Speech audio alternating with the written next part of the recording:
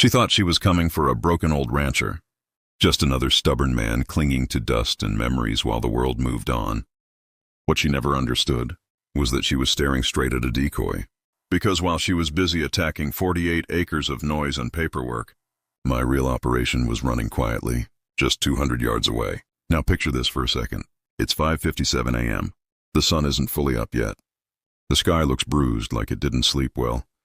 Diesel engines growl in the distance. Bulldozers, heavy ones. They're rolling toward what looks like my cattle pasture. That land was where my wife Sarah and I built our entire life, before cancer took her 2 years ago. I'm standing by the fence when Victoria Hale steps out of her spotless white Lexus. Designer heels, perfect hair, the kind of woman who's never shaken hands with honest dirt and never plans to. She waves court papers like a weapon.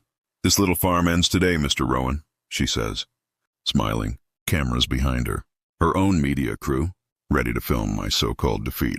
If you've never lost 22 head of Angus, 4 generations of family work, and almost every memory worth keeping, all because someone thinks the countryside should smell like air freshener, then you probably can't imagine that kind of anger. Victoria thought she could flatten my life because her HOA friends didn't like the smell of reality. But everything she saw that morning, every fence, every cow, every inch of chaos, was pure theater. And let me ask you this. If your HOA tried to bulldoze your life's work, what would you do? Drop your wildest revenge idea in the comments. Tell me where you're watching from. I really want to know. My name is Caleb Rowan. This land has been Rowan ground since 1951. 48 acres of Colorado pasture where 3 generations raised cattle, survived winters, and tried to build something real. You can still smell leather and hay in the old barn rafters, where memories hang heavier than any HOA rulebook ever could. When Sarah died, after 16 months of hospitals and false hope, I nearly collapsed. But this ranch kept me standing. Every morning I fed those cattle like always. Every night I walked the fence lines, half listening for her laughter drifting across the grass. We weren't some mega operation, just grass-fed beef for a few local restaurants. Honest food, honest work. Then Clearwater Ridge Estates appeared, right where old wheat fields used to be. Perfect lawns, matching mailboxes, an HOA handbook thicker than a phone book. Most folks wanted peace, but every crowd has its queen of control. That was Victoria Hale, former corporate attorney. Moved from Denver chasing country charm, as long as it came sanitized and shrink-wrapped. Her first complaint arrived 3 weeks after she moved in. Certified letter, legal threats. My cattle, she said, were lowering property values. I didn't panic. I pulled records, zoning laws, agricultural exemptions, grandfather clauses. My land predated her subdivision by half a century. The law was on my side. Victoria didn't care. She cared about winning. She filed a nuisance lawsuit. Noise, health hazards, claimed my cattle were a danger to children. Those cows were gentler than house cats. She packed town council meetings. Played the hero. The local paper painted me as a backward obstacle to progress. Then came the buffer order. 500 feet. Just like that. A third of my pasture was off limits. I sold 7 head at auction. Lost $11,000 in a blink.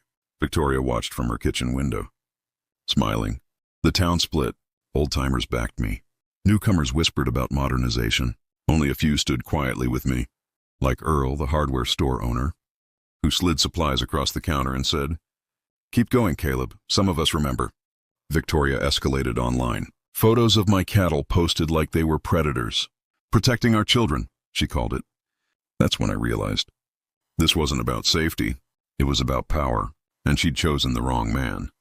When she found my septic permit had expired, missed during Sarah's illness, the county pounced. Upgrade or shut down. $18,000 I didn't have. That's when I remembered my father's lesson. If someone attacks you with rules, fight back with better paperwork. So I spent nights buried in county records, buzzing fluorescent lights, cold coffee. Mrs. Delgado, the elderly clerk, would smile and say, "Sometimes the old files remember things people forget." She was right. Victoria's stone fence, 6 feet over the setback. Her landscape lights, illegal under dark sky laws. Her decorative pond, never permitted. I filed every complaint by the book. 2 weeks later, her husband, Nathan Hale, knocked on my door. Shaking. They were leveraged to the ceiling. Property values had to stay high. She wasn't powerful. She was desperate. Then came the IRS audit. Anonymous tips, noise petitions, Zoning challenges, while she burned money. I kept digging. That's when I found it. Mineral rights, granted to my great-grandfather, covering the entire Clearwater Ridge tract. Limestone deposits worth millions. Developers froze. Phase 3 halted. Victoria exploded. Accusations. Voicemails. Threats. I stayed silent. Silence is heavy when you've already buried someone you loved. At the HOA meeting, I stood up and told the truth. No yelling. No revenge speech. Just facts. The room changed. By Monday, Victoria resigned. 2 weeks later, her house went on the market. Legal clouds scare buyers. Life didn't magically fix itself. But neighbors waved again. Kids came to learn where food comes from. I placed a conservation easement on the ranch. Permanent protection. The fight became boring, and boring is death to bullies. Eventually, the judge shut her down for good. Harassment injunction. No more games. Calves were born. Grass grew thick. Peace returned, earned, not empty. Victoria left town. I didn't win by fighting louder. I won by outlasting her.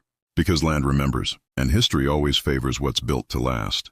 If there's one lesson here, it's this. When someone tries to erase you, don't get louder. Get deeper. Dig in. Build quietly. Let time do the talking. Now tell me, when is fighting back right? And when is it better to just stand your ground? Drop your story below. I'll read every single one.